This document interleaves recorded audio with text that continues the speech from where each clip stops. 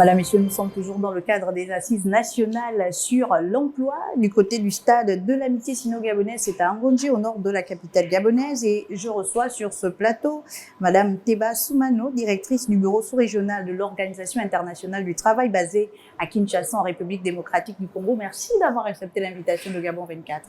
Merci Madame de m'avoir invitée. Et peut-être la première question, Madame Teba, c'est quels sont pour vous les enjeux de ces assises nationales sur l'emploi?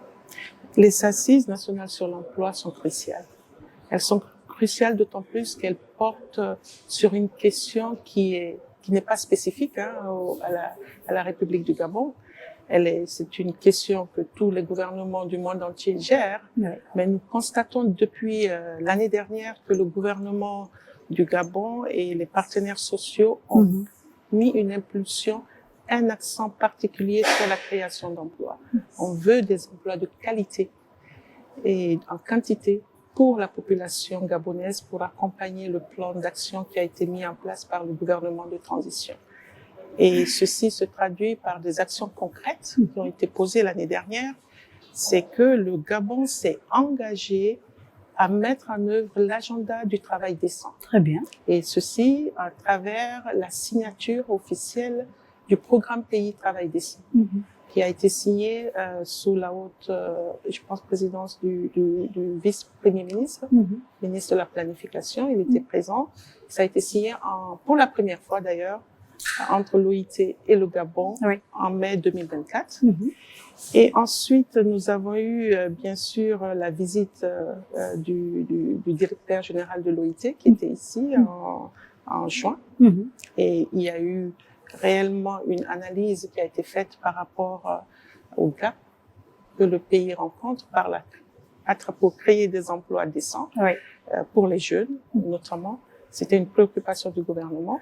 Et dans la foulée, le gouvernement de la République du Gabon a pris en compte le fait qu'il était important de considérer, sur la base des recommandations qui ont été faites, l'emploi est un poste de travail avec une exigence. Et la personne qui doit l'occuper doit avoir une qualification. Donc ce forum nous permettra de mettre en exergue quels sont les gaps, mettre ensemble l'ensemble des acteurs, faire un diagnostic avec le secteur privé comme acteur central pour pouvoir définir un plan d'action concret qui amènera l'ensemble des partenaires techniques et financiers à apporter un accompagnement.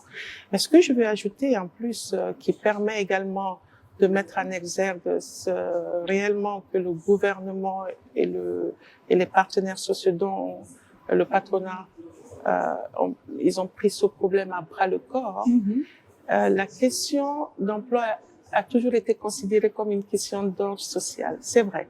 Mais prioritairement, c'est une question d'ordre économique. D'accord. Et si vous prenez, par exemple, au niveau de l'Assemblée nationale, qui sont les représentants du peuple, nous avons une commission qui présente une commission sociale.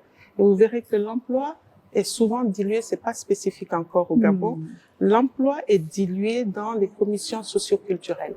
Mais en décembre 2024 encore, il a été mis en place de manière officielle. On a installé des députés nationaux dans une sous-commission spécifique emploi, travail décent. Ce qui veut dire que le Gabon veut se donner les moyens pour aller vers la qualité et la quantité.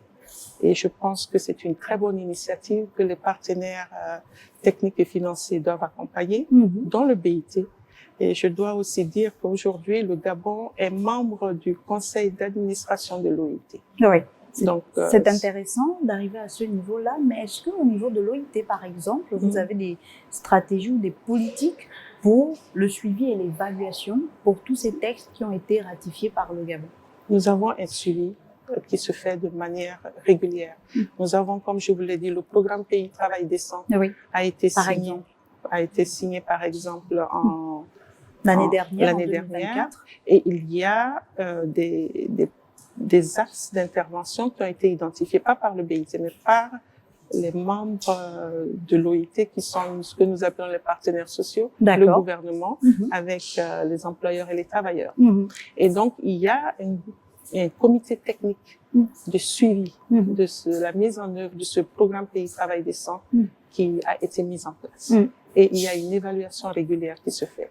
Mais nous apportons également à travers les gaps que nous constatons, il y a un appui spécifique qui est fait et au justement, niveau du pays.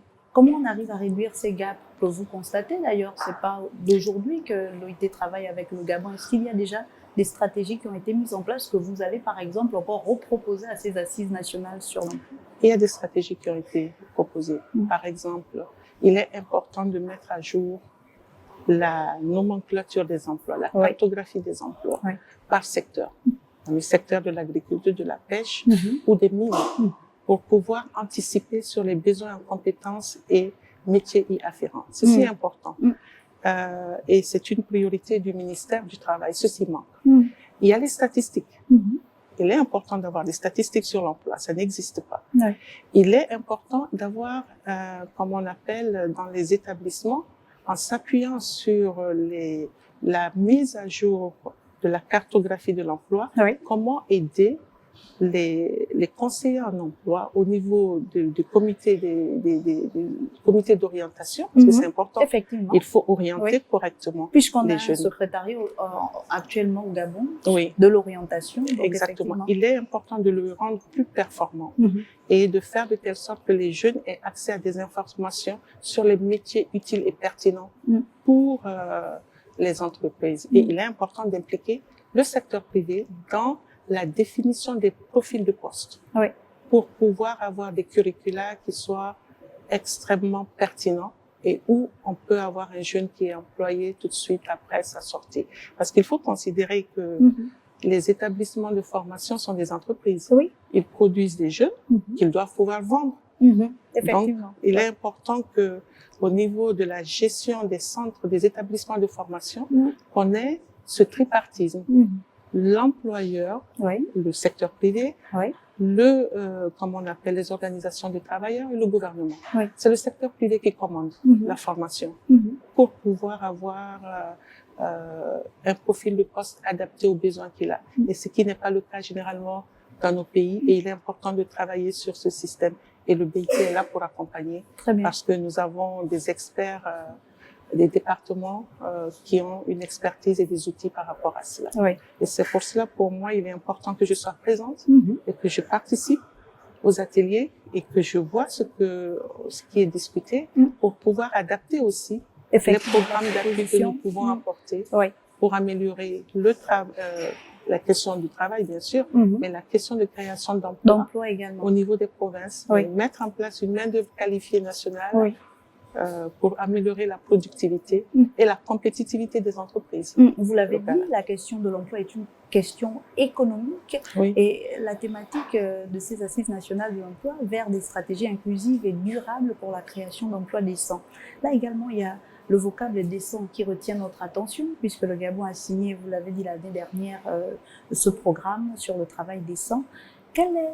Est-ce que vous entretenez avec le pays un dialogue permanent pour oui, il y a ce suivi sur ce programme qui est fait, mais surtout sur le suivi au niveau des emplois décents.